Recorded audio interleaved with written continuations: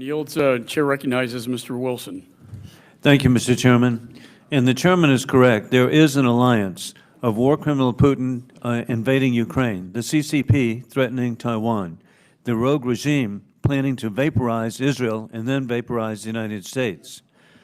Mr. Secretary, as I agree with President Donald Trump that the surrender in Afghanistan was the most damaging foreign policy military decision in American history solely by the President of the United States, Mr. Biden. I want to submit for the record letters I've sent to the administration requesting correspondence the President claims to have had from top military officials who he blamed for the decision to surrender. These letters remain unanswered. I look forward to your response as the State Department was in charge of the surrender. Without objection, so ordered. Additionally, as the grateful father of Hunter Wilson, an Afghan veteran, I appreciate so much the Americans who have served to protect America since 9/11, and particularly always in mind the 13 who were murdered at Abbey Gate. With that in mind, Mr. Secretary, how many American citizens and licensed permanent residents are in Afghanistan today, and are any of them currently being held hostage by the Taliban? Congressman, there are several Americans who are being detained by the Taliban. We are working to secure their freedom. The families have asked that we protect their identities and don't speak publicly to their cases.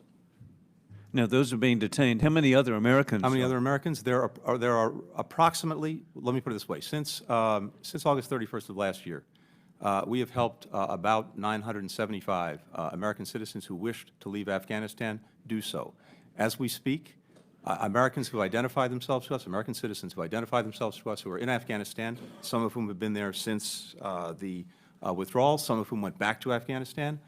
There are about, that we're in contact with, about 175. 44 of them are ready to leave, and we are working to effectuate their departure. Well, their security is just so important for the American people, and I urge everything. But again, it's just inexcusable, the surrender and the consequence of the invasion of Ukraine, the threats to Taiwan, the threats of vaporization of the people of Israel and America because, sadly, the weakness that has been displayed. I see it very differently, Congressman. I see us ending America's longest war. I think that's a good thing for the United States. It freed up our ability to devote focus and resources on Ukraine to deal with the rise of China. Secretary, we are in a global war on terrorism. It is not over. And by allowing safe havens in Afghanistan, you're putting the American people at risk. It's my understanding there are now 27 terrorist organizations actively working. We already know Osama bin Laden operated out of a cave in Afghanistan. We don't need to learn that again. More than a decade ago, as you know, we took out the leader in Afghanistan, the successor leader of al-Qaeda, Mr. Zawahiri. We took out a leading financier in Somalia who was helping to finance any return of al-Qaeda in Afghanistan. We demonstrated the ability to continue to go at those who would do us harm. You've created a safe haven in Afghanistan. I mean, it's inconceivable. And President Trump was correct. Bagram should have never been abandoned. With that in mind, the administration has been inexcusable in its delay providing weapon systems defensive to Ukraine.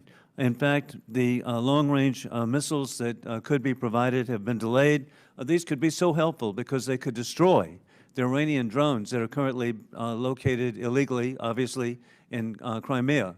And so what is being done to release the latest equipment, let's stop a war. We can do that by providing proper defensive equipment. Congressman, I share absolutely your commitment to make sure that we're getting the Ukrainians what they need, when they need it to deal with the Russian aggression. That's what we've done going back before day one, including drawdowns of equipment in September before the aggression, in December before the aggression, to make sure that they actually had in hand what they needed to repel it if it came, including Stingers and Javelins. So the allegation that we were not doing that is simply wrong. Second, every step along the way, we have worked and led an international coalition of more than 50 countries, the Secretary of Defense, putting together a remarkable process in Ramstein, Germany, to rally these countries to provide, along with us. As we conclude, I want to quote, of all things, the Washington Post. March 10 had a lead editorial that the legacy of the President and you will be whether we have success, and that is expelling Putin, war criminal, from Ukraine. That is victory. Expelling him and his murderers from Ukraine. With that, I yield back. Thank you. Gentleman, Thanks for watching, everybody. Make sure to hit that subscribe button.